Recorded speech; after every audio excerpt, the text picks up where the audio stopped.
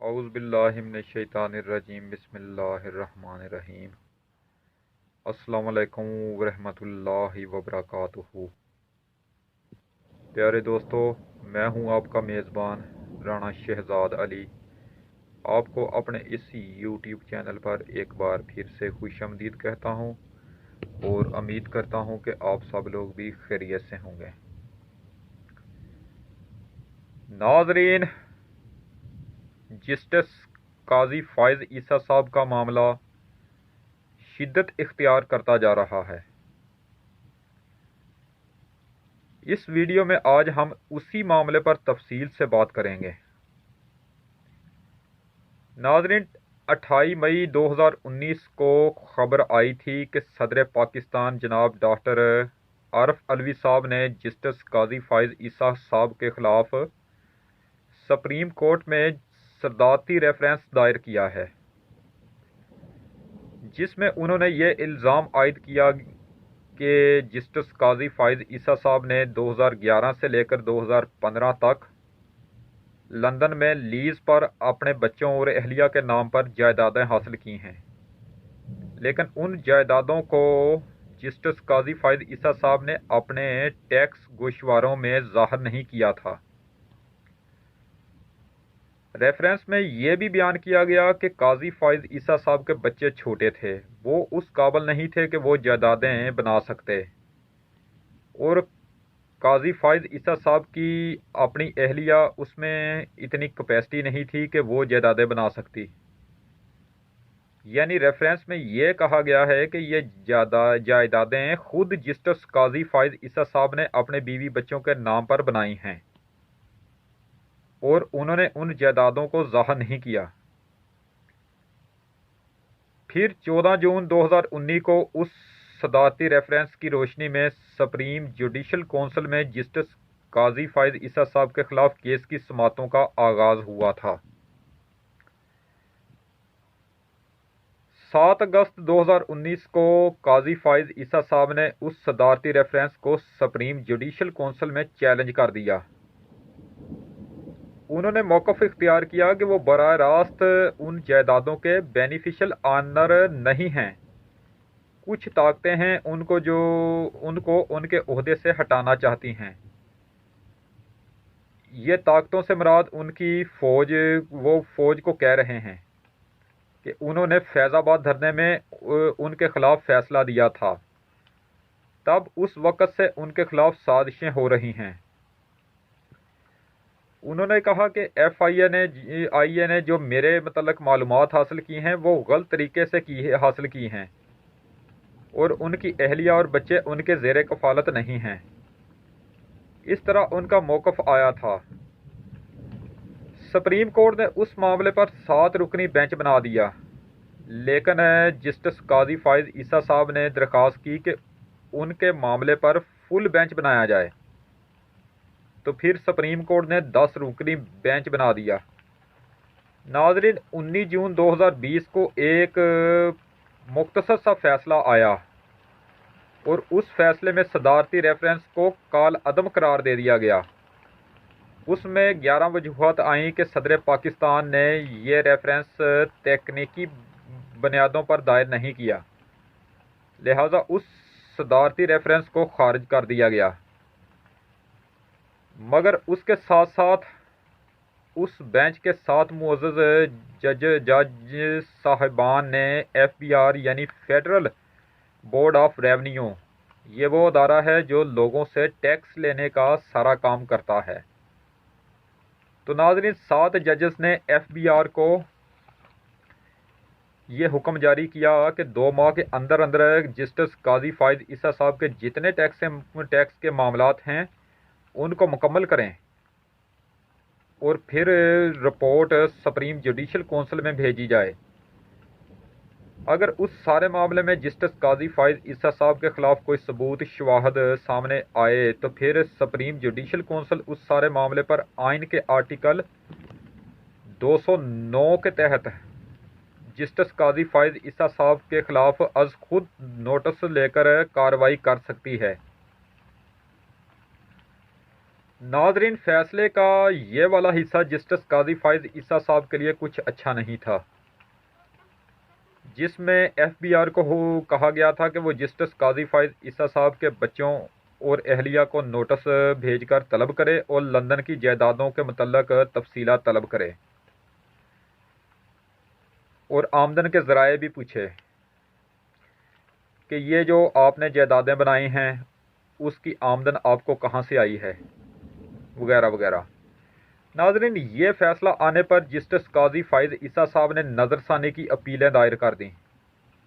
उन्होंने कहा कि सुप्रीम जुडिशल कौंसिल ने ये जो मेरा मामला एफबीआर को भेजा है, इस तरह तो अदलिया की आज़ादी को हुकूमत के हाथ में दे दिया गया है। उन्होंने ये भी कहा कि ये बात आइन के ख़िलाफ़ है। फिर उन्होंने कहा कि ये जो मैंने नज़रसानी अपीलें दायर की हैं उसमें उन्होंने 3 जजेस का नाम लिया कि एक लार्जर बेंच बनाया जाए और उन 3 जजेस को भी बेंच का हिस्सा बनाया जाए और उस सारे मामले को टेलीविज़न पर लाइव नशर किया जाए।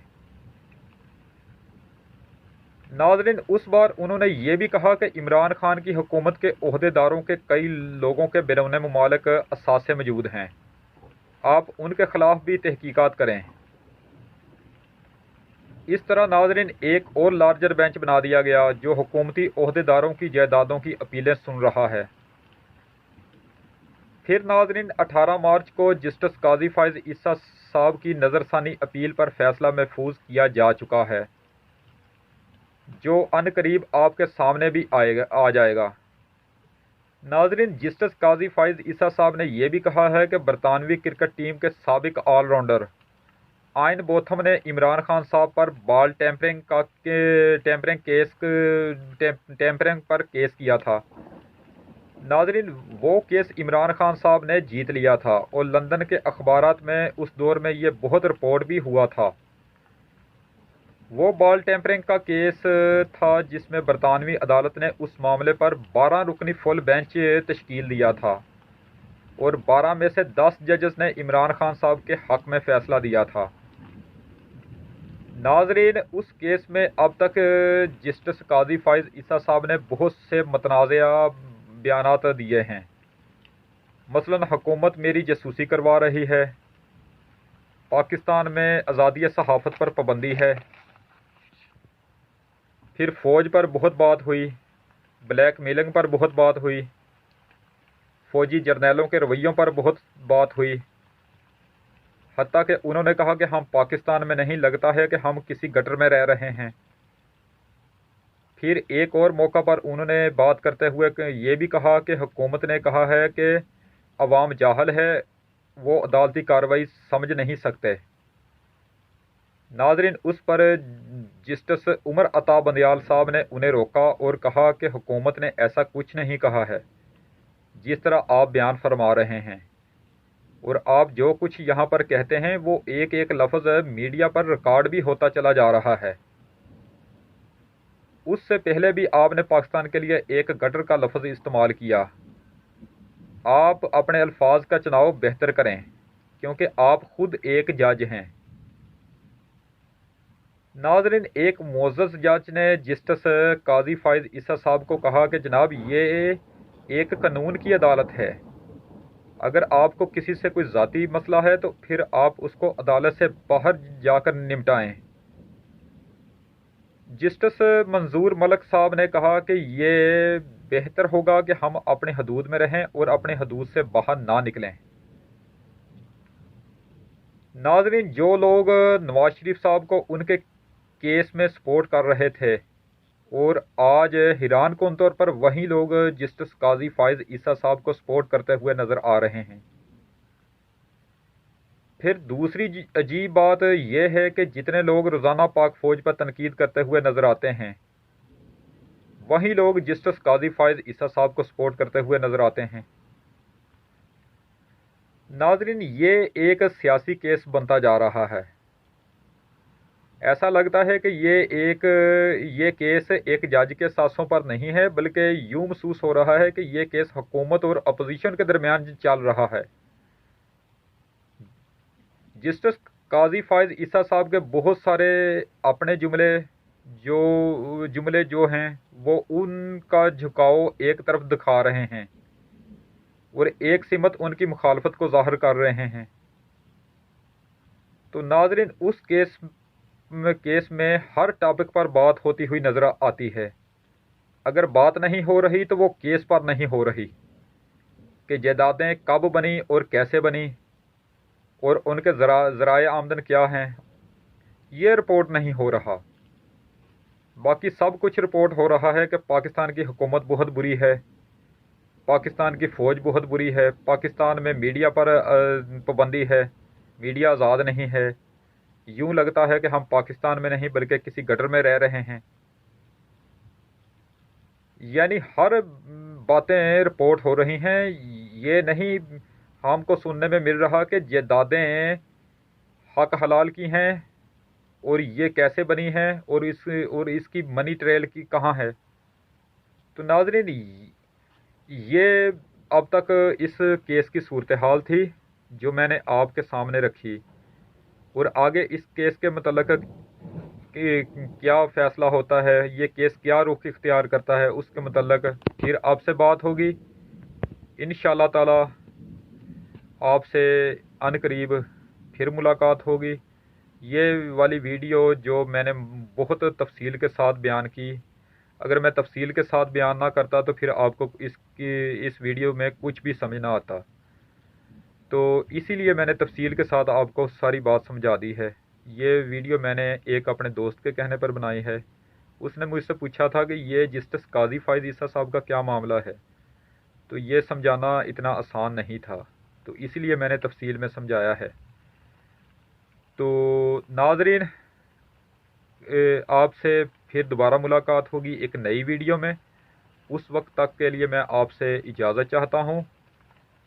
ویڈیو کو لائک کریں، چینل کو سبسکرائب کریں اور بیل آئیکن پر ضرور کلک کریں۔ اللہ نگہبان، خدا حافظ، رب رکھا۔